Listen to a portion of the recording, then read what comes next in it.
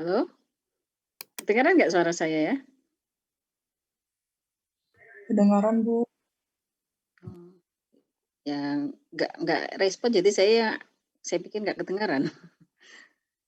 Santai aja kita anggap aja kayak kita lagi kuliah ya. Meskipun ya terbatas interaksinya, tapi ya lebih lebih enak kalau kita dua arah gitu. Jadi nggak hanya dengerin saya, nanti kalau saya suatu saat di tengah-tengah nanti juga bertanya, jadi kita bisa berinteraksi. Jadi nggak hanya mendengarkan, biar nggak bosan. Oke, kita mulai aja ya mungkin ya. Udah 47. Assalamualaikum warahmatullahi wabarakatuh. Waalaikumsalam warahmatullahi wabarakatuh. Oke, alhamdulillah kita akhirnya masih bisa bersua lagi via Zoom untuk pertemuan yang kedua. Yang pertemuan pertama kemarin sempat ini ya absennya, mudah-mudahan udah bisa ini lagi, udah bisa oke lagi. Ini tadi juga udah saya share juga untuk absennya. Ini semua 50 ya kalau semuanya ya. Ini 47, oke tinggal sedikit aja. Oke, saya share screen dulu materinya.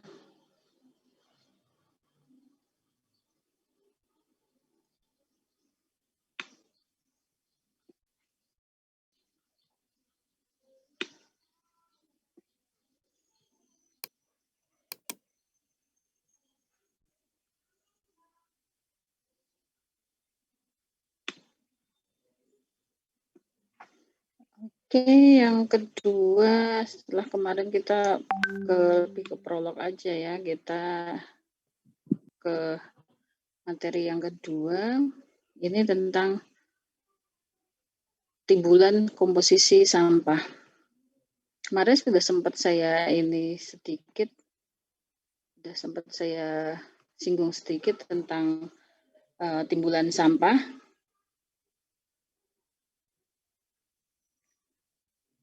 Ukuran timbulan sampah didasarkan pada berat dan volume.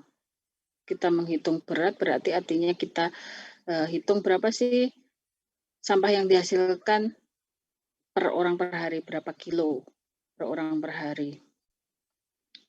Kemudian kalau kita satuannya volume berarti berapa liter per orang per hari. Itu untuk satuan kalau sampah domestik kota gitu kita mendasarkannya adalah pada orang. Tapi kalau misalnya kita misalnya sampah pasar gitu. Sampah pasar kan hitungannya bukan orang, tapi per berapa persegi bangunannya. Jadi karena orangnya bisa jadi tidak tetap seperti misalnya sampah apalagi yang di mall itu juga hitungannya bukan per orang karena jumlah orangnya kan tidak bisa kita ketahui. Kalau sampah domestik kota itu kan jumlah penduduk yang tinggal di situ kita bisa perhitungkan meskipun mungkin ada faktor-faktor yang di luar penduduk resmi yang bisa jadi masuk gitu. Tapi secara umum kita menghitungnya adalah berapa kilogram per orang per hari itu ukuran timbulan sampah. Nah, bagaimana cara kita menghitung timbulan sampah? Ada 3 cara. Kalau berdasarkan SNI, kita menghitungnya adalah dari sampel yang random. Randomnya proporsional artinya kita mengambil dari beberapa titik.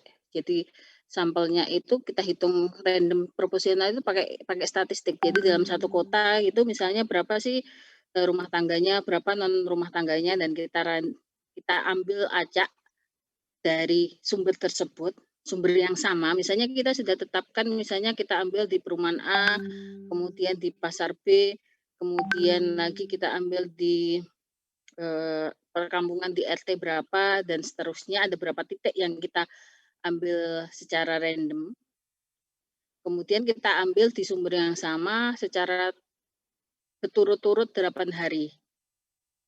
Nah, itu nanti data hariannya itu nanti bisa kita hitung, bisa kalian lihat di SNI ini metodenya. Kalau kalian misalnya ada yang ngambil skripsi yang terkait dengan komposisi sampah, terkait dengan perencanaan TPA, perencanaan misalnya apa ruang 3R untuk perencanaan TPS setempat dan sebagainya, itu kita ngambil datanya ini. Kenapa sih kita harus ngambil data secara langsung? Kenapa kita nggak misalnya ngambil dari referensi?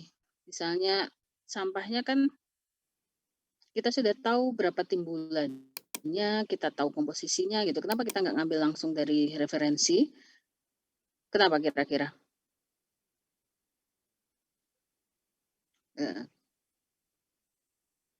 Kenapa Salsabila? Kita nggak ngambil Salsabila Nurul Aulia.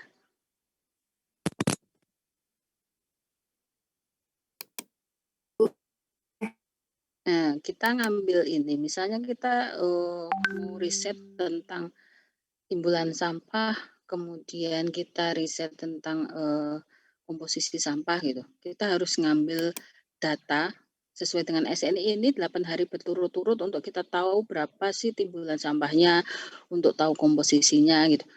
Kenapa kita nggak ngambil dari referensi? Dari referensi kan kita tahu kalau sampah domestik tuh untuk kota kecil, kota besar, kemudian komposisinya itu sekian sekian sekian gitu. Kenapa kita harus ngambil data selama ini 8 hari berturut-turut?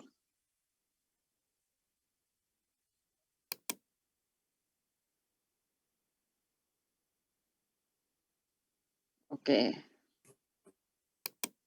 Ya, kalau kita tahu sebenarnya secara garis besar memang karakteristik sampah dan timbulan itu bisa dikategorikan dari beberapa ya, ada yang kota besar sekian, kota kecil sekian. Dari jumlah penduduk kita bisa mengkategorikan itu, tetapi data secara spesifik komposisinya, kemudian berapa besar timbulannya itu tidak bisa kita dapat langsung kalau kita tidak mengambil data primer. Jadi standarnya SNI itu diambilnya 8 hari berturut-turut. Itu minimal 8 hari berturut-turut, itu diasumsikan kita sudah bisa meng-capture atau menggambarkan kondisi timbulan sampah dari kota tersebut. Meskipun kalau kita mau data yang lebih rinci, karena kita itu nggak punya data kalau di kota-kota besar di negara lain kan mereka punya data gitu, punya data karakteristiknya, komposisinya sekian di kota ini itu ada. Kalau di kita nggak ada datanya, jadi kita harus mengambil datanya langsung. Meskipun 8 hari berturut-turut ini juga tidak bisa menggambarkan kondisi realnya ketika ada perubahan musim gitu. Misalnya akan lebih bagus gitu kita dapat datanya itu lengkap ketika kita bisa mendapatkan data dalam kondisi yang musim yang berbeda gitu. Misalnya pada musim penghujan kemudian kemarau itu kalau di kita datanya pasti akan berbeda. Data timbulan sampahnya, komposisinya juga akan berbeda. Itu akan lebih bagus lagi ketika kita bisa ngambil data dari dua kondisi yang seperti itu. Kemudian yang kedua, dengan cara kita wake volume analisis. Jadi kita mengukur langsung pada kendaraan pengangkutnya. Jadi bisa berdasarkan berat atau volumenya. Jadi kita bukan ngambil random di rumah tangga atau mengambil beberapa titik, tetapi kita langsung kepada kendaraan pengangkutnya. Kemudian yang ketiga adalah dengan load count analysis atau analisis penghitungan beban. Jadi kita menghitungnya sebenarnya hampir sama dengan yang kedua, tetapi kita langsung menganalisisnya atau menghitungnya dari berapa volume sampah yang masuk di TPA. Jadi setiap TPA yang sesuai ya, yang TPA yang sesuai standar, itu pasti ketika masuk akan dihitung, dicatat berapa sih, misalnya ada dump truck yang masuk, dump truck-nya itu berapa volumenya, sumbernya dari mana, dihitung sehingga pihak pengelola itu punya data timbulan sampah. Misalnya dalam kondisi seperti ini, kondisi ketika kita ada pandemi, itu apakah ada perubahan terhadap, timbulan sampah? Kalau komposisi biasanya tidak dianalisis gitu, jarang, karena mereka lebih banyak menghitung ke timbulan sampahnya berapa gitu. Dari data, volume sampah yang masuk ke TPA, kita bisa mengetahui berapa sih timbulan sampah yang dihasilkan oleh satu kota. Dengan asumsi sebenarnya data ini juga masih bisa jadi bias, karena apa biasnya? Karena bisa jadi tidak semua area terlayani oleh, pengelolaan sampah gitu. Jadi ada mungkin beberapa daerah yang mungkin di pinggir, kalau di Samarinda bisa jadi mungkin di daerah Lempake atau daerah yang di pinggir itu Lempake, kemudian di sekitaran L itu masih masuk Samarinda ya mungkin ya. Bisa jadi tidak ada akses untuk, pengelolaan sampah masuk ke sana. Jadi artinya pengelolaan sampahnya secara individu. Nah, itu bisa akan mempengaruhi juga, bias, data timbulan sampah kotanya. Itu cara kita menghitung, timbulan sampah yang dihasilkan.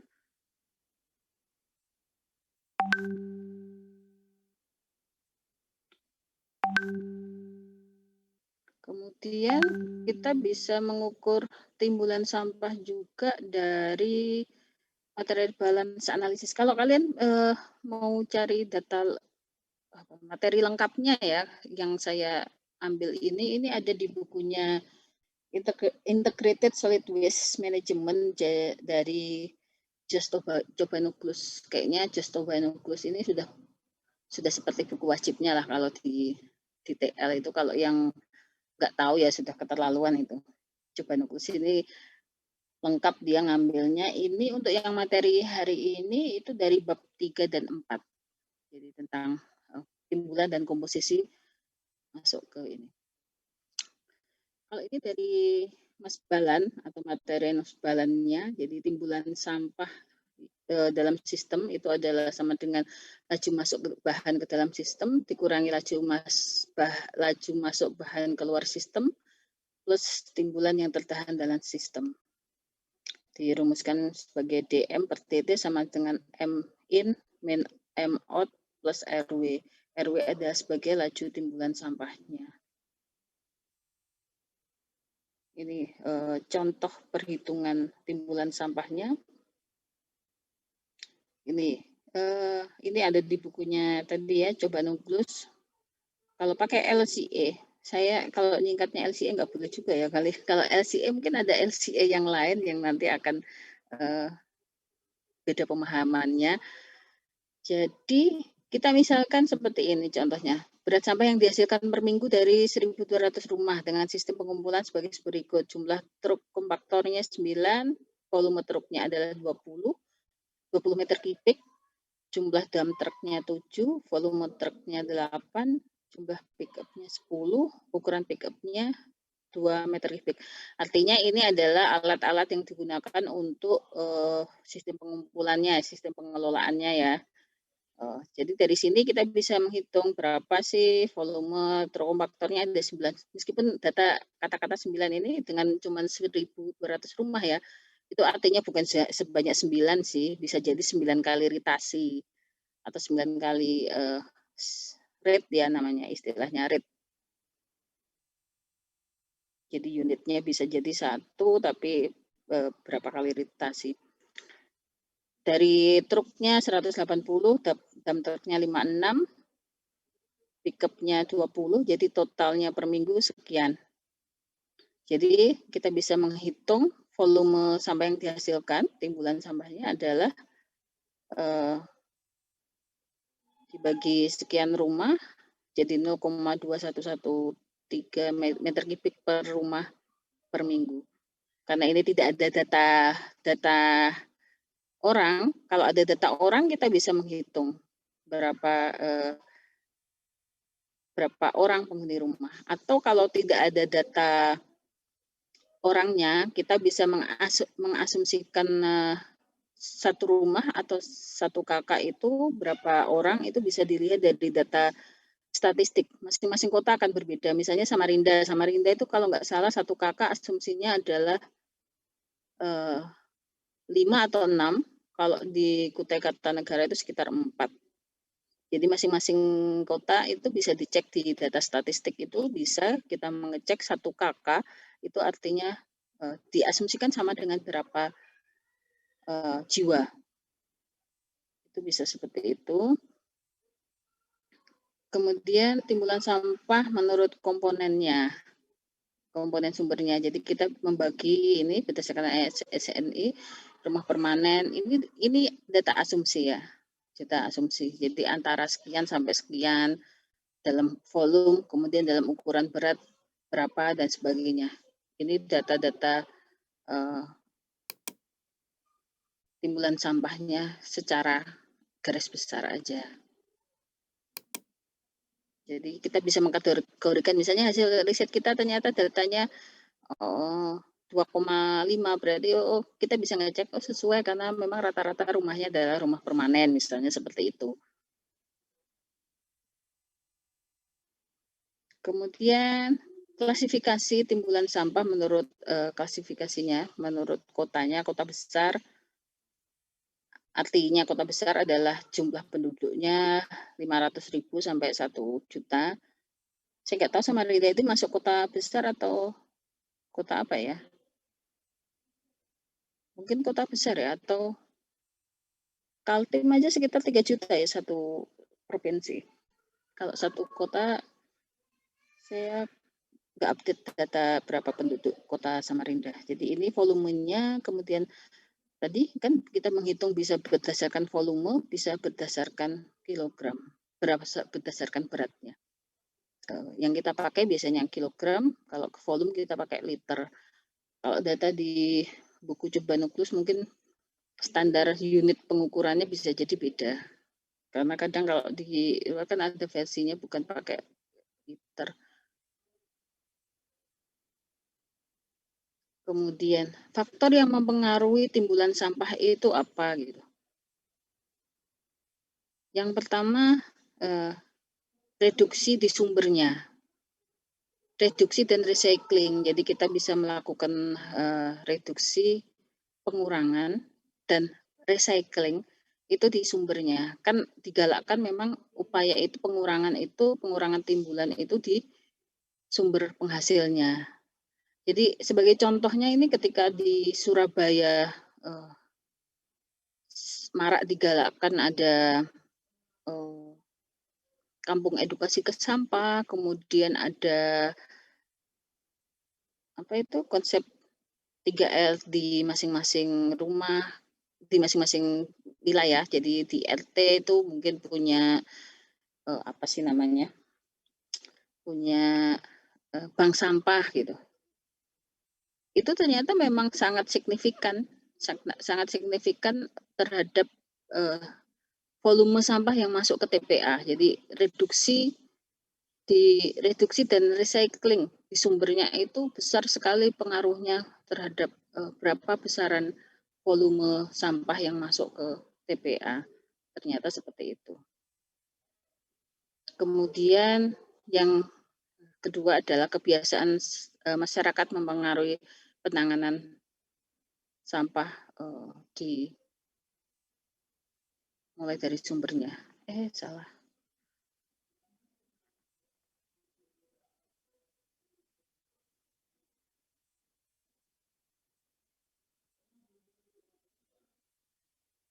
Misalnya ada masyarakat yang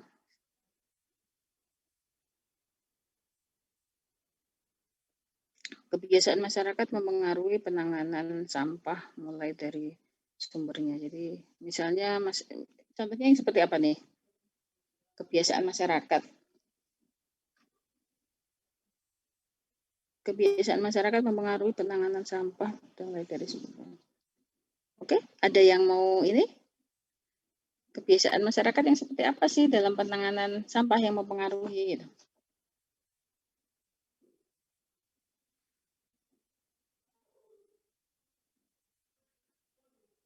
Ada yang mau mencontohkan siapa ini? Ramadan Siapa ini Ramadan? Siapa namanya? Ramadan.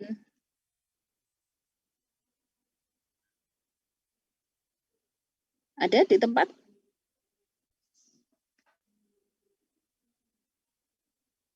Ayo, jangan-jangan ini ada hidup tapi orangnya nggak ada ini. Di mana ini? Ada, Bu. Oh, ada, siap. Di mana? Gimana itu kebiasaan masyarakat mempengaruhi penanganan sampah mulai dari sumbernya?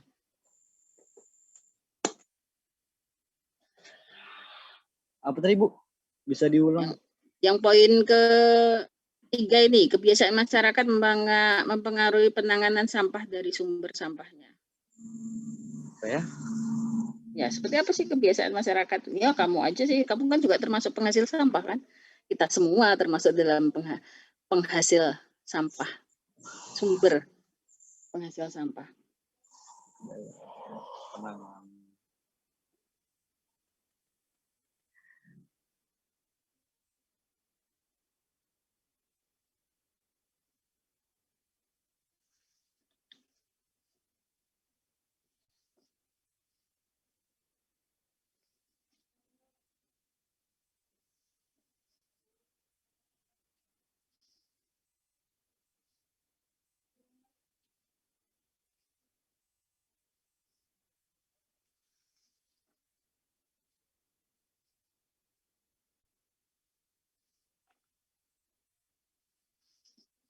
Mungkin yang lain ada yang mau membantu? Tidak memisahkan sampah, Bu, sesuai jenisnya. Jadi susah. Misalnya yang bisa didaur ulang tapi digabung sama yang nggak bisa didaur ulang, jadinya susah, Bu. Itu mempengaruhi timbulan? Ya, menurut saya. Timbulan itu apa sih? Ibu, Ya, lalu juga kalau misalnya kita pergi belanja, kita bawa kantong plastik sendiri. Maksudnya pakai kantong yang bisa dipakai ulang gitu nah, Bu. oke, Tote itu bag. mempengaruhi ya, oke itu mempengaruhi timbulan. Tapi kalau kita tidak memisahkan itu bukan timbulan yang pengaruh. Karena timbulannya kan tetap. Ketika kita memisahkan atau tidak memisahkan kan volume timbulannya kan sama. Tetapi ketika misalnya ada kebiasaan kita misalnya kita pakai kantong sendiri artinya kan tidak ada penambahan yang seharusnya ada limbah plastik yang dihasilkan, ada nggak? Menjadi tidak. Ada 1 poin, misalnya kita belanja sebulan 5 kali gitu, berarti kita menghasilkan sampah 5 kali gitu, sampah plastik 5 kali. Tapi kalau kita enggak kan berarti tidak ada. Itu kan timbulannya, volumenya kan sudah berubah dari 5 kali kita menggunakan kantong sendiri, itu salah satunya. Banyak juga yang mempengaruhi yang lain sih, itu. Kemudian kalau yang ini, yang nomor 4 ini sebenarnya kalau memang diterapkan bagus ini. Peraturan yang terkait dengan kebijakan pemerintah dalam mengurangi penggunaan kemasan yang tidak ramah lingkungan. Termasuk di dalamnya yang dimaksud ini plastik ya. Kalau di sini kayaknya sekarang hampir semua tempat ini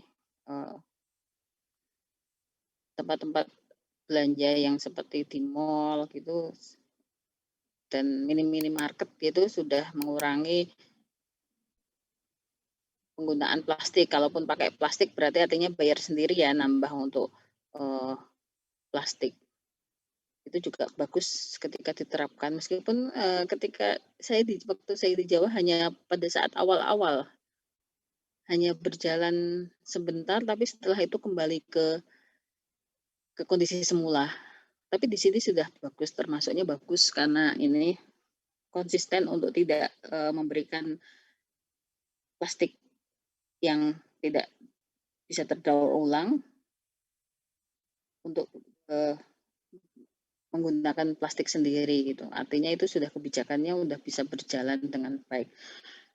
Dan ini saya sempat baca juga di Thailand itu sempat juga ini di mall kemasannya sekarang mengganti misalnya di marketnya gitu mengganti kemasan plastiknya menjadi kemasan daun gitu. Jadi beberapa material itu dibungkus dengan daun. Itu kan satu perubahan juga terhadap ini komposisi dan timbulan sampah yang dihasilkan.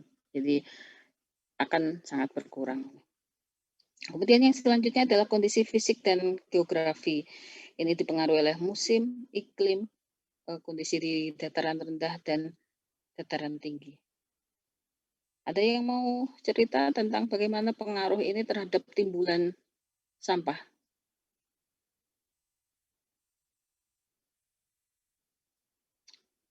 Andini Adi. Namanya kayak cewek atau cowok ini? Cewek tapi ya. Adinya kayak cowok.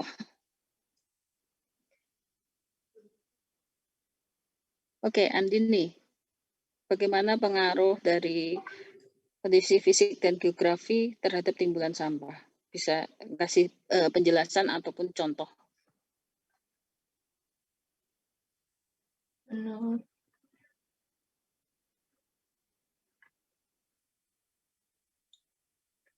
Dari saya kurang tahu Bu, kalau mengenai kondisi fisik sama geografi itu bisa mempengaruhi timbulan sampah. Saya Oke, mungkin ada yang lain yang bisa bantu. Hartantio Dwi.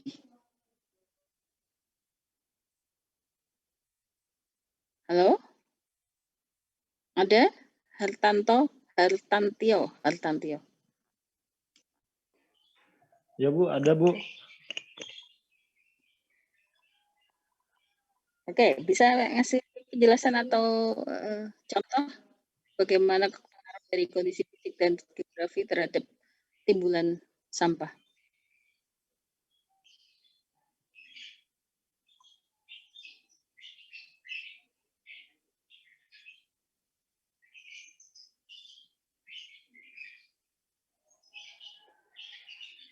Ya Bu, halo. Ya, silakan bisa menjelaskan atau memberikan contoh bagaimana pengaruhnya. Ya Bu, di sini saya kayak kasih sedikit contoh aja Bu. Kondisi fisik, geografis yang pengaruh dari sampah itu, misalkan itu yang dengan garis pantai mungkin Bu, yang secara tidak langsung sepanjang memberikan kontribusi sampah yang paling beredar di laut lepas. Dan selain itu masih banyak juga sih Bu, kayak masyarakat ekonomi menengah di turut mempengaruhi konsumsi plastik dengan jumlah yang besar.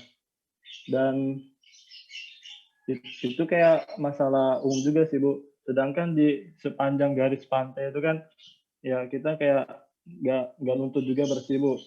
Soalnya juga ada yang sampah-sampah yang dari sungai masuk ke kota atau nggak masuk dari sungai langsung ke laut, itu kan juga masalah geografis sendiri Bu terhadap lingkungan sampah. Tahu saya segitu Bu. Ada yang lain? Yang saya maksudkan ini adalah mempengaruhi timbulan sampah ya. Jadi bukan kondisi sampah yang ada di tadi kan diceritakan di dataran tinggi, dataran rendah. Karena kalau kita dataran rendah, jadi tempat ini ya, kalau dekat-dekat pantai katanya tempat sampah terbesarnya ada di laut. Tempat ending pembuangannya ada di situ. Jadi itu bukan timbulan kalau itu. Jadi memang kondisi lingkungan yang sudah terkontaminasi dengan sampah plastik dan sebagainya. Kalau timbulan itu artinya dari sumber. Jadi dari sumber apa sih yang mempengaruhi gitu fisik dan geografi, musim, iklim, kondisi dataran rendah, dataran tinggi terhadap besar kecilnya timbulan sampah. Mungkin Fatima R. Ya Bu. Oke, mungkin bisa membantu.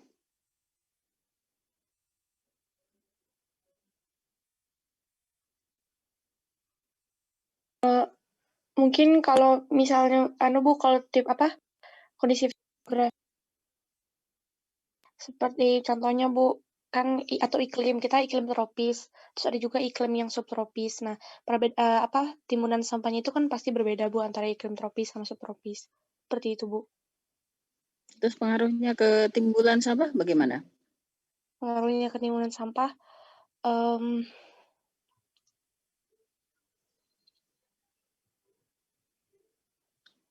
Mungkin kalau yang gini Bu, ini saya nggak tahu benar apa enggak. Mungkin kalau yang iklim tropis itu kan karena apa? Karena iklimnya panas, jadi mungkin kita misalnya lebih membutuhkan apa atau misalnya apa? Lebih ya kayak lebih membutuhkan, jadi lebih memproduksi banyak sampah gitu Bu. Itu contohnya Bu. Saya kurang mengerti sih Bu. Oke, bisa jadi memang kita kondisi ini dipengaruhi juga oleh gaya hidup pada Iya kondisi iya seperti betul Bu. itu, Gaya ya. hidup. Jadi bisa jadi dipengaruhi salah satunya memang gaya hidupnya. Kalau musim kan kita gampang aja lah kita bisa menggambarkannya. Kalau di negara yang 4 musim, pada musim gugur gitu misalnya, timbulan sampahnya kan kalau kita bicara timbulan sampah kan kita tidak hanya bicara timbulan sampah yang dihasilkan dari domestik kan. Bisa jadi dari sampah di taman atau sampah di kebun gitu. Sampah di rumah tangga pun bisa dipengaruhi oleh kondisi itu gitu. Misalnya kita lagi musim durian gitu.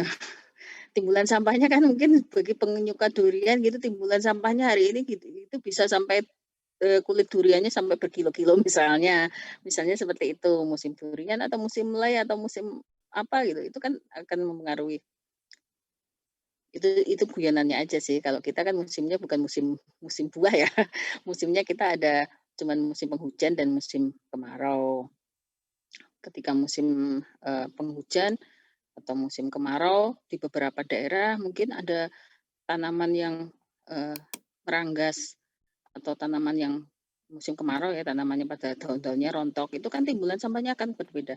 Seperti juga misalnya musim tadi yang dijelaskan di 4 musim, itu salah satunya dipengaruhi oleh kondisi seperti itu. Kemudian di dataran rendah, dataran tinggi, timbulannya memang ketika kita bicara timbulan itu bisa jadi juga kita bias menjelaskannya dengan komposisi ya. Karena timbulan itu juga dipengaruhi oleh komposisi sampah yang beragam gitu. Jadi kalau kita timbulan itu kita bicaranya secara total dari semua komposisi, kita tidak membaginya menjadi komposisi yang berbeda-beda gitu. Per itemnya, tidak membicarakan per item tetapi secara global, secara total sampah yang dihasilkan gitu. Kalau kita bicara timbulan, jadi sampah yang dihasilkan secara totalnya berbeda. Memang ini akan dipengaruhi oleh gaya hidup, dipengaruhi dengan pola kita hidup di misalnya dataran tinggi dan rendahnya pun akan berbeda gitu. Kalau di dataran tinggi yang daerah dingin mungkin banyak konsumsi yang komposisinya lebih ke organik, jadi timbulan sampahnya akan lebih seperti apa gitu. Itu contohnya. Kalau kita bicara musim ya itu tadi, kita musimnya yang berbeda-beda akan menghasilkan sampah yang beragam juga. Timbulannya beragam secara komposisi dan timbulannya juga besar kecilnya akan dipengaruhi oleh besaran sampah yang dibuang. Kemudian faktor yang mempengaruhi komposisi sampah. Yang pertama adalah dampak program yang terkait dengan pengelolaan sampah. Misalnya contohnya tadi ketika ada larangan penggunaan plastik tadi contohnya. Komposisi sampah plastik akan berubah. Ini kalau dibaca di buku Coba Nuklus, cuma sayangnya kalau kita baca buku Coba Nuklus itu kita lebih banyak mendapatkan data dari versi ini ya, versi contoh-contohnya ya versi dari Amerika. Jadi ada ini komposisi dari tahun 70 berapa gitu, yang mungkin pada saat itu kita masih belum punya data. Dari tahun 70-an sampai kondisi sekarang, itu komposisi sampahnya berubah. Bisa tahu kita dari tahun ke tahun, misalnya sampah kertasnya ternyata meningkat dari tahun 70-an menuju ke tahun 2000-an. sampah kertasnya meningkat. Kalau di kita saya belum dapat datanya untuk kita bisa membandingkan data dari tahun ke tahun yang lengkap gitu untuk perubahan komposisi. Nah, bisa jadi komposisi itu terkait dengan adanya program yang sudah buat terkait dengan seperti itu. Termasuk juga misalnya ada program terkait dengan program 3R. Jadi kalau yang ada bank sampahnya, seperti yang di Malang itu ada bank sampah yang menukarkan sampahnya untuk jadi semacam kartu Indonesia Sehat, gitu. semacam kartu Indonesia Sehat, tapi bukan itu namanya apa gitu. Jadi komposisi sampah yang masuk ke TPA dari area tersebut akan berbeda komposisinya, karena ada program-program yang terkait untuk recycle sampah itu tadi. Kemudian juga ada termasuk juga perubahan periode perubahan zaman lah. Perubahan zaman di tahun 70-an mungkin kita mendapatkan komposisi sampah plastik itu tidak akan sebanyak kondisi sekarang gitu. Karena zaman dulu, zaman Bapak Ibu kita gitu, kita lebih banyak menggunakan daun misalnya untuk bungkus. Ada yang pakai daun pisang. Kalau di daerah saya itu malah dominan menggunakan daun jati sebagai bungkus. Untuk bungkus makanan, untuk bungkus nasi bungkus pun pakai daunnya jati karena katanya ada aroma khasnya. Jadi perubahan-perubahan zaman itu juga akan mempengaruhi gitu. Sementara untuk zaman-zaman sekarang lebih banyak misalnya pakai sampah styrofoam, kemudian pakai sampah kertas dan sebagainya. Nah, itu juga akan mempengaruhi komposisinya. Jadi dominasi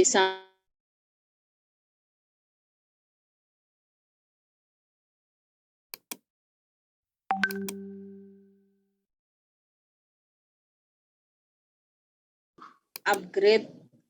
Jadi kembali lagi ke basic yang dari ini kan Zoom dari kampus. Katanya belum di-upgrade, jadi kembali ke basic. Kalau basic kan 40 menit aja ya, habis itu langsung KO. Tapi kita bisa masuk lagi ya. Oke, kita ini lagi. Kita lanjut. Yang lain sudah bisa masuk ya?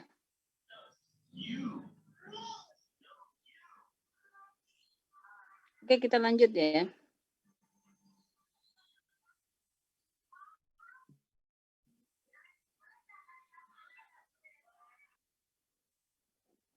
Nah, terkait perubahan zaman ini memang banyak sekali yang berubah dari komposisi sampah kita, makanya data-data riset terbaru itu selalu kita perlukan untuk bisa mengupdate komposisi sampah yang dihasilkan oleh setiap kota.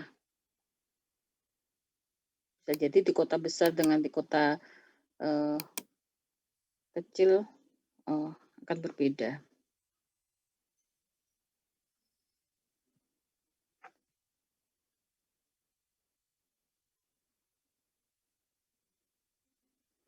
Ini analisis komposisi sampah. Kalau kita mau bicara komposisi sampah, kita mengajunya ke SNI nomor sekian untuk metode pengambilan dan pengukuran contoh timbulan dan komposisi sampah perkotaan. Ini berlanjut dengan SNI yang masih berlanjut dengan tadi kita melakukan sampling sampah itu 8 hari berturut-turut. Ini cara pengambilannya. Jadi ketika kita mengambil analisis komposisi sampah, misalnya tadi ya yang kita ambil sudah kita homogenkan, kita menghomogenkan itu artinya sampahnya tidak dalam kondisi terpilah ya. Jadi kita homogenkan sampah yang kita ambil sampelnya. Kalau misalnya kondisinya ada terpilah berarti kita harus menghomogenkan dulu sampahnya. Jadi lebih proporsional yang kita dapatkan datanya. Jadi kalau pengambilan langsung kita ambil 100 kilo kemudian kita pilah per komposisi yang kita inginkan. Jadi kalau misalnya kita sampah plastik, kemudian ada sampah kayu, ada sampah organik, ada sampah macam-macam itu kita hitung dan kita pilah, kita timbang, kita bentuk, kita buat tabulasi menjadi persentase. Seperti itu caranya. Jadi kita tahu komposisinya, misalnya ternyata dari 100 kilo itu yang dominan misalnya 80 kilonya itu ternyata adalah sampah organik. Apa sih pentingnya kita menganalisis komposisi sampah ini? Untuk apa gitu? Gukma Simanjuta. Apa sih pentingnya kita tahu menganalisis komposisi sampah? Untuk apa kita tahu? Iya, Bu.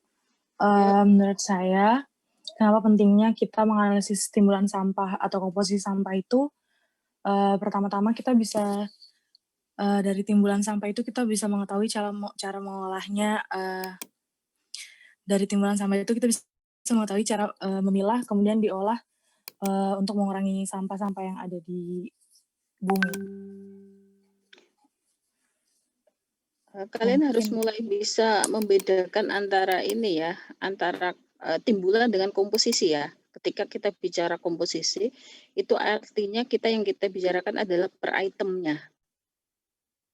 Kalau kita bicara timbulan, itu adalah total volume sampah yang dihasilkan, itu berapa.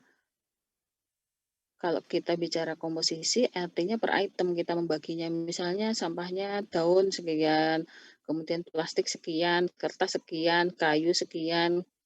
Membaginya itu ada berapa macam, tergantung kebutuhan kita gitu. Kebutuhan data yang kita inginkan. Ada yang membaginya sampah plastik itu menjadi detail gitu. Misalnya yang termasuk plastik itu plastik dari botol kemasan atau plastik dari kantong plastik atau plastik PPE, PPTE, itu terserah data yang kita inginkan gitu. Misalnya kita tidak menginginkan data plastik sedetail itu, kita cukup semua plastik kita jadiin dalam satu komposisi bisa juga. Tapi kalau kita mau detail, bisa kita membaginya menjadi komposisinya dalam lebih rinci plastiknya apa saja itemnya, tergantung data yang kita inginkan apa. Tetapi ya itu intinya bahwa ketika kita menganalisis komposisi, artinya kita membagi item per item. Fungsinya apa ya? Ketika kita tahu komposisinya, kita akan tahu ini mau diapain sih gitu. Kalau timbulan secara total, ketika kita tahu timbulannya, kita tahu berapa volumenya, keseluruhan berapa. Jadi kita akan tahu kebutuhannya berapa sih gitu untuk di TPA-nya misalnya. Tapi ketika kita tahu komposisi, kita tahu kita akan apakan sampah ini gitu. Kita misalnya dominan itu adalah sampah organik. Berarti kita tahu yang lebih cocok treatmentnya, kita lebih cocok sampah ini akan diapakan gitu. Dengan kita tahu komposisinya. Kalau kita nggak tahu komposisinya, kita akan mungkin bisa bicara global aja. Oh, misalnya ini cocok untuk sampah sekarang yang lagi tren, misalnya waste to energy gitu. Sementara kita kalau nggak ngerti sampahnya itu seperti apa sih yang kok kita bisa menawarkan opsi seperti itu gitu. Nah itu adalah salah satu perlunya data riset kita tentang komposisi sampah di kita. Kemudian ini terkait dengan densitas sampah atau kepadatan sampah. Ini rasanya dulu angkatan waktu saya masih masih ngajar sebelum studi itu, ini termasuk yang masuk di praktikum. Jadi ada menghitung berapa, menentukan timbulan, densitas, kemudian komposisi. Jadi ya kalian tugasnya mengumpulin sampah gitu ketika praktek gitu dulu seperti itu, dan waktu itu prakteknya masih di belakang workshop karena ya namanya sampah pasti bau gitu, dan itu harus dipilah-pilah gitu, dipilah-pilah sekian, yang plastik ini, yang organik sekian, yang sayur-sayur sekian gitu. Termasuk juga dihitung ini adalah densitas. Densitas adalah berat sampah dalam satuan kilometer dibanding dengan per per volume sampah yang terukur. Jadi dalam satu volume itu ada alatnya untuk mengukur itu berapa kilogram per volume 1 meter kubik gitu, misalnya seperti itu. Nah, densitas ini penting untuk menentukan jumlah timbulan sampah dan menentukan luas lahan TPA. Artinya sampah itu dalam kondisi tidak dipadatkan ya. Jadi kita bisa menentukan nanti kalau densitasnya sekian, berapa kebutuhan luas lahannya. Karena sampah yang dihasilkan kan dalam kilogram ya, dalam satuan berat. Jadi kita bisa menentukan berapa luasannya. Nanti di akhir mungkin ada perencanaan TPA masuk ke situ. Kemudian kalau berdasarkan SNI, disamplingnya adalah ini volume sampah yang disamplingnya.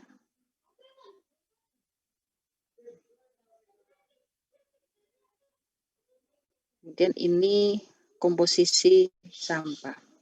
Jadi komposisi tadi seperti yang saya jelaskan adalah kita membagi per komponen sampah dalam satu kesatuan, kemudian dipresentasekan. Nah, dibandingkan dengan persentase totalnya. Misalnya ini contohnya ada perbandingan komposisi dari beberapa negara. Ternyata kan bisa dilihat kalau di Asia data sampah organik itu masih dominan. Jadi memang kalau di kita itu memang composting itu udah metode yang cocok sebenarnya, tetapi balik lagi compostingnya kita bisa menghasilkan kompos tapi pasarnya ada atau tidak gitu. Kalaupun tidak, kalau saya sih inginnya kalaupun tidak cukup untuk diri sendiri. Jadi untuk kompos di masing-masing rumah tangga sebenarnya sudah bisa juga. Jadi kita sudah bisa membantu untuk mengurangi timbulan sampah. Nah, komposisi sampah ini tadi juga akan dipengaruhi oleh tadi sumber sampahnya di mana gitu. Sumber sampah di perumahan elit, kemudian di kantor, di tempat mall, mungkin bisa jadi akan berbeda-beda. Banyak faktor yang akan mempengaruhi. Ini bisa di riset juga bagaimana pengaruhnya, karakteristik perilaku masyarakat, kondisi ekonominya juga akan berbeda, komposisi sampahnya. Ada banyak hal yang mempengaruhi ya, misalnya seperti sampah minuman kaleng atau sampah plastik akan dominan ada di mana gitu. Dan bagaimana proses penanganan tadi seperti yang dijelaskan di sebelumnya gitu. Kalau di kita hampir semua kota di Indonesia rasanya masih dominan di organik. Dominannya itu cukup besar, apalagi kalau kita bicara sampah pasar ya. Kalau bicara sampah pasar itu bisa sampai 80 dan 80-90, saya pernah melakukan penelitian itu hampir 90%. Dominannya adalah sampah organik. Jadi perlu penanganan khusus sebenarnya. Sampah pasar itu juga sampah yang ini loh, punya potensi sebenarnya, karena di kota Samarinda aja kan pasar itu ada berapa banyak itu. Ada banyak sekali pasar, dan setiap pasar itu kan sudah pasti dia akan menghasilkan timbulan sampah yang lumayan besar itu. Seandainya bisa kita lakukan pengurangan di tempat, kalau misalnya sampai 80-90% organik kan berapa itu lumayan itu untuk mengurangi kepadatan di TPA gitu. Jadi memperpanjang usia pakai TPA ya. Nah, ketika kita bicara sampah, kita perlu tahu karakteristik sampah. Sama seperti ketika kita belajar juga di air bersih, air limbah, kan kita perlu tahu karakteristik fisik, kimia, biologi sama. Kita bicara juga tentang karakteristik. Karena dengan kita mengetahui karakteristik, kita akan tahu treatmentnya yang cocok sih seperti apa, harus kita apain sih sampah yang komposisi sampah A, komposisi sampah B harus kita apain sih, karena kita tahu apakah bisa komposisi sampah A dengan B itu kita campurkan, kemudian kita lakukan treatment A misalnya. Seperti itu. Kita harus tahu karakteristik dari masing-masing sampah untuk kita bisa menentukan pilihan akan diapakan sih sampah ini. Yang pertama karakteristik fisik. Karakteristik fisik terdiri dari kadar air, ada lagi spesifik weight atau berat jenis, kemudian ukuran dan distribusi partikel, kemudian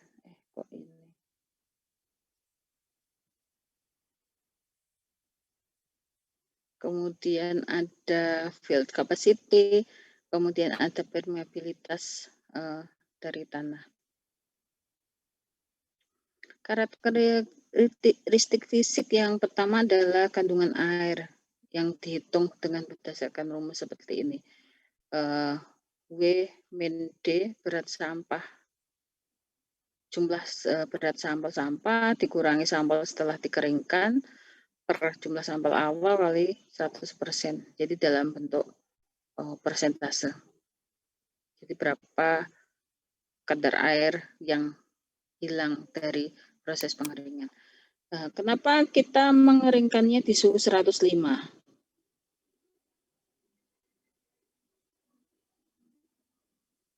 Kenapa? Kenapa kita mengeringkannya di suhu 105? Karena kalau di analisa lab mungkin kalian sudah pernah ada labeling ya. Kalau labeling kan ada material yang dikeringkan juga ya di air bersih atau air limbah gitu. Ada ketika menganalisa parameter tertentu dikeringkan. Fungsi pengeringan kalau di suhu 105, kenapa kita pakai 105? Karena di suhu 105 itu yang nanti akan lepas itu hanya airnya saja.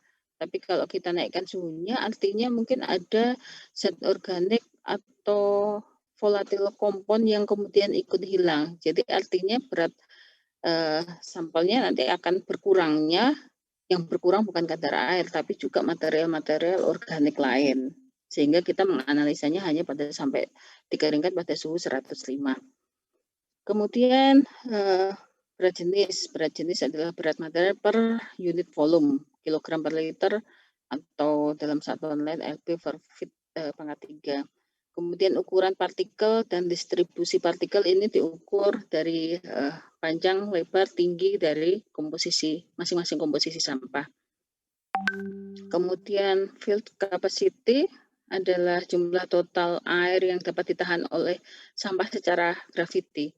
Jadi berapa total air yang bisa ditahan, kemudian berapa yang lepas. Data ini diperlukan ketika kita mau menghitung merencanakan TPA, karena ketika merencanakan TPA kita perlu tahu berapa sih licit yang dihasilkan. Nah, itu data-data seperti ini, field capacity, kemudian permeabilitas itu yang diperlukan.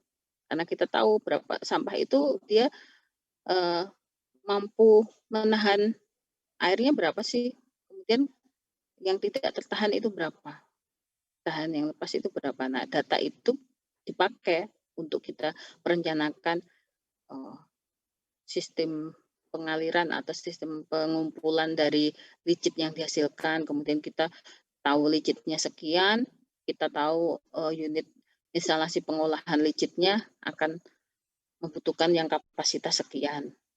Itu data-data seperti ini. Kalau yang data yang umum lebih ke yang tidak dipakai dalam skala besar itu ya data kandungan air, berat jenis itu. Kalau data yang field capacity, permeabilitas itu untuk kita bicara dalam lingkup besar ketika kita mau merencanakan unit treatment, unit pengolahan secara besar seperti misalnya di TPA. Kemudian karakteristik kimiawi. Karakteristik kimiawi kita peroleh dari analisis proximate, ultimate, kemudian energi konten. Ini yang utama. Kalau fusing point of S itu jarang digunakan. Jadi yang utama, yang sering digunakan adalah proximate, ultimate, kemudian energi konten. Proximate ini ada banyak macamnya yang termasuk dalam kategori proximate, kelembapan sampah, kemundungan volatilnya itu berapa, kemudian fixed carbon asnya di dalam sampah itu berapa. Itu ada masing-masing ada analisis, metode analisanya sendiri untuk mengecek kandungan volatil, sama seperti tadi yang apa tadi kadar air gitu. Ini analisisnya masih yang gravimetri semua, ini metode analisisnya. Kemudian kalau yang ke poin kedua adalah kita menentukan temperatur di mana sampah itu terbakar menjadi abu. Jadi titik dia terbakar habisnya itu berapa sih di masing-masing komposisi sampah? Karena bisa jadi beda, ada yang mungkin di suhu ini lebih lebih biasanya dipakai memang pada karakteristik sampah tertentu. Jadi kalau misalnya sampahnya sampah organik yang nggak masuk dalam kategori dilakukan uji ini. Karena ya nggak terlalu ada manfaatnya lah kalau kita melakukan ini, membakar untuk sampah organik ya. Kemudian kalau ultimate analisis ini kita analisis unsur-unsur kimia penyusunnya. Jadi ada nilai, karena sampah ini ada organik, jadi kita bisa menghitung karbon, hidrogen, oksigen, nitrogen, sulfur, dan asnya. Jadi dari komposisi penyusunnya ini kita bisa menentukan rumus empiris dari misalnya sampah tertentu ya. Misalnya kita punya sampah biomasa. Biomasa kan kategorinya sampah ya, karena ketika kita bicara sampah jangan melulu bicara tentang sampah organik domestik ya. Misalnya kita punya sampah biomasa, misalnya biomasa kelapa sawit. Di kita kan ada kelapa sawit banyak itu. Kelapa sawit itu limbahnya ada apa aja sih? Ada banyak, misalnya ada tandan kosong. Kita tahu, kita analisis karakteristiknya dari ultimate-nya. Jadi nilai C, H, O, N, S-nya itu berapa gitu. Jadi kita tahu rumus empirisnya, ketika kita tahu rumus empirisnya, kita bisa mengetahui nanti dia proses dekomposisinya akan seperti apa, menghasilkan apa, dan berapa banyak yang akan lepas menjadi proses degradasi alaminya gitu. Kita akan tahu berapa persen yang dia akan lepas menjadi material lain gitu dari proses kimiawinya. Itu. Kemudian energi konten. Analisis kandungan energi di dalam sampah. Data ini sangat penting ketika kita mau mengkonversi sampah itu menjadi energi listrik atau energi panas untuk menghasilkan listrik ya. Jadi kita perlu tahu. Jadi kalau memang sampah itu kandungan energinya rendah, berarti dia tidak potensial untuk dijadikan untuk dikonversi menjadi energi. Jadi kita tidak bisa memaksakan, misalnya ternyata energi kontennya kecil, jadi ya sampah itu tidak layak untuk dikonversi menjadi energi. Nah, terkait dengan energi konten ini, kalau di analisis laboratorium itu menghitungnya pakai boom calorimeter. Nama alatnya boom calorimeter, itu untuk menghitung ini. Ada analisis yang terkait dengan energi itu, ada HHV, ada LHV, higher heating value dan lower heating value. Nilai HAV dengan LHV ini dua-duanya dipakai dalam menghitung energi konten. Ada yang menggunakan HHV, ada yang menggunakan LHV. Ketika kita analisisnya pakai boom calorimeter, itu yang keluar adalah data LHV. Data LHV itu artinya bahwa uap air yang dihasilkan dari proses pembakaran, jadi prosesnya itu kita menghitung berapa energinya itu dari analisisnya dibakar. Jadi dibakar, diasumsikan bahwa uap air yang lepas akan terkondensasi dan melepaskan panas laten, disebut dengan panas laten ya. Nah, panas laten itu terhitung masuk sebagai nilai HHV. Sedangkan kalau LHV mengasumsikannya tidak masuk. Jadi energi panas itu uap airnya itu dianggap dia akan tetap menjadi uap air gitu. Jadi tidak ada nilai energi panas yang masuk ke dalam nilai.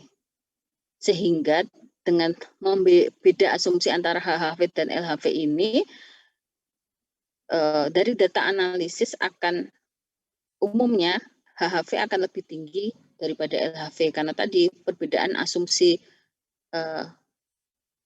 mengasumsikan energi panas latennya. Umumnya seperti itu, kecuali mungkin akan selisih angkanya sedikit ketika di komposisi karakteristik tadi kimiawinya mungkin dia tidak punya H misalnya, hanya kecil karena H kan bereaksi membentuk uap air kan. Ada H, ada O gitu. Kecuali tadi biasanya nilainya akan selisihnya lumayan gitu, sekitar 20%-an lah. Ada di buku ini 0,20 berapa gitu. Lupa saya. Bisa dicek. Kalian mestinya punya ya buku Cobanogluss. E-booknya juga udah ada banyak tuh. Cobanogluss. HHV dan LHV biasanya akan lebih besar HHV kecuali pada komposisi atau material yang nilai hanya kecil. Jadi kalau nilai hanya kecil tidak ada, berarti kan asumsinya tidak akan terbentuk uap. Jadi nilainya mungkin akan dekat antara HHV dan LHV. Tetapi untuk material yang umumnya di organik itu ada CHON, itu HHV akan lebih tinggi dibandingkan dengan LHV. Nah, ketika menganalisis ini tadi ya yang sebelumnya ini ada ketika kita menganalisis ultimate itu kita menganalisis CHONS unsur utama ya, unsur utama CHONS itu itu tidak dianalisa ya. Jadi sebenarnya tidak dianalisa di laboratorium karena tidak bisa menganalisa O-nya. Jadi O itu hasil dari perhitungan saja. Jadi ketika kita sudah tahu C, H, tahu N, tahu S-nya, jadi O itu adalah pengurangan dari total itu. Jadi nilai angka ultimate ini hanya dalam bentuk angka prosentase. Jadi berapa karbon HON, jadi O-nya tidak terhitung. Ini, kemudian ini contoh kita mengestimasi energi kontennya. Kalau misalnya kita punya data komposisi, data empirisnya ini ada CHON-nya sekian, ini kita pakai formula Dulong untuk kita menghitung berapa sih energinya ini. Contohnya seperti ini tadi, kita menghitungnya dari nilai karbonnya sekian, kemudian kita hitung ini, kita dapatkanlah energi konten dari komposisi material kimia si ini sekian. Nah, ini juga kita bisa menganalisis untuk material-material sampah yang kita belum tahu nilai ininya, nilai energi kontennya. Misalnya materi-materi yang baru lah, mungkin misalnya ini biasanya banyak dipakai untuk biomasa. Kalau biomasanya yang belum ada datanya, kita bisa pakai ini untuk menghitung berapa sih energi kontennya. Kemudian karakteristik biologi. Karakteristik biologi itu adalah yang kita hitung adalah yang kita cari, yang kita inginkan adalah kita tahu biodegradability-nya atau kemampuan untuk mudah terurai atau tidaknya oleh aktivitas mikroorganisme. Jadi sampah itu termasuk dalam kategori mudah terurai atau tidak. Jadi BF ini tidak dianalisis secara lab ya, bukan BF-nya yang dianalisis, tetapi kita menganalisis material lignin. Ketika kita tahu ligninnya, kandungan ligninnya berapa, kita bisa memasukkan rumus dan ini kita bisa menghitung dia kategorinya masuk dalam kategori yang seperti apa. Gitu. Yang umumnya dianalisis untuk karakteristik biologi ini ada 3 komponen. Jadi ada komponen lignin, kemudian selulosa dan hemiselulosa. Jadi 3 material utama, lignin, selulosa, hemiselulosa. Kita tahu 3 material ini, lignin adalah material unsurnya yang susah untuk didegradasi adalah unsur lignin. Jadi ketika material itu ligninnya tinggi, kita bisa mengecek kalau unsur ligninnya tinggi, kita bisa cek energi kontennya. Kalau unsurnya tinggi, energi kontennya tinggi, artinya dia oke untuk dikonversi menjadi energi. Ketika kita cek ternyata material selulosa dan heminya, selulosa terutama selulosanya yang tinggi, artinya material itu mudah untuk didegradasi. Jadi yang cocok untuk karakteristik yang selulosanya tinggi akan kita apakan gitu. Atau kita juga bisa dari data 3 data ini kita bisa jadi misalnya kita gimana sih caranya kalau misalnya kita mau melakukan fermentasi gitu. Fermentasi untuk mempercepat misalnya kita composting kan. Composting tapi kok kandungan ligninnya tinggi gitu. Apa yang akan terjadi ketika kandungan ligninnya tinggi kita paksakan untuk kita composting, proses compostingnya akan sangat lama gitu. Makanya kita harus tahu betul-betul karakteristiknya untuk bisa kita melakukan treatment yang sesuai gitu. Dulu pernah itu ada yang skripsinya ngambilnya juga tidak menganalisis karakteristiknya ya karena taunya ini kan organik gitu, tapi tidak dianalisis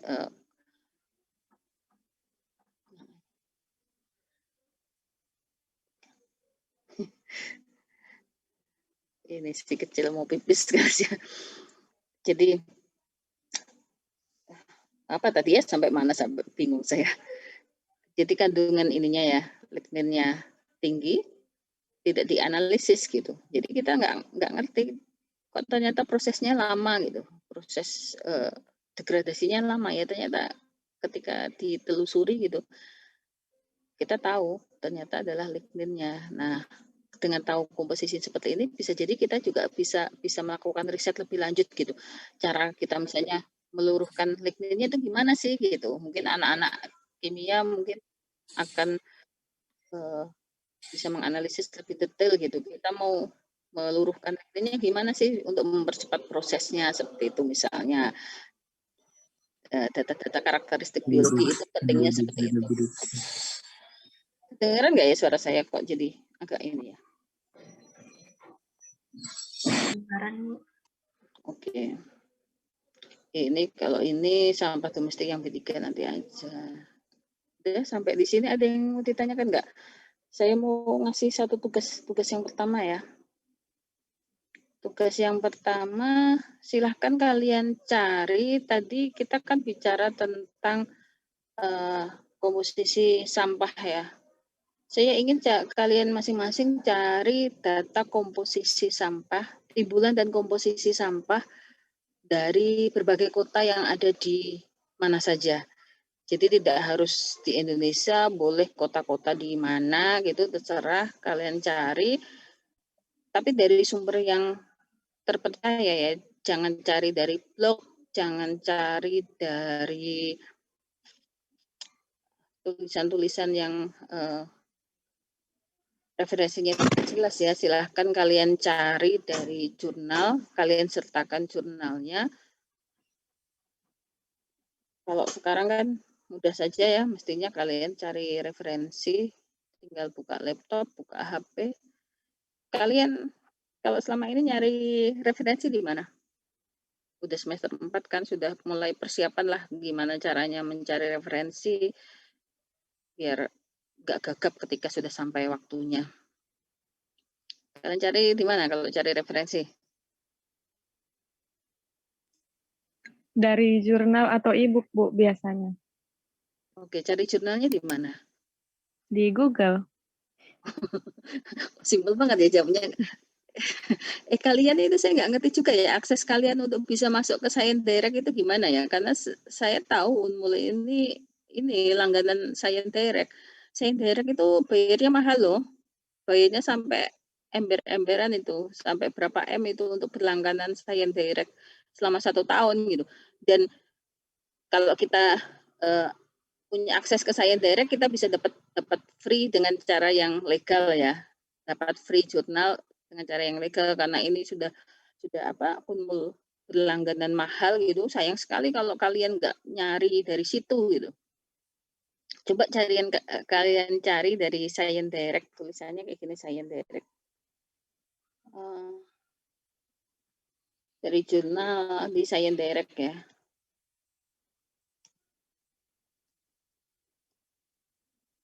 Coba cari di situ, atau juga kalau ini kalian sudah waktunya untuk masuk menjadi member di PNRI ya, yang Perpustakaan Nasional, itu juga banyak data-data riset jurnal. Bahkan kalau misalnya kalian kesulitan untuk mengakses jurnal yang berbayar gitu, bisa minta meng-email untuk minta dicarikan atau di-downloadkan gitu bisa gitu.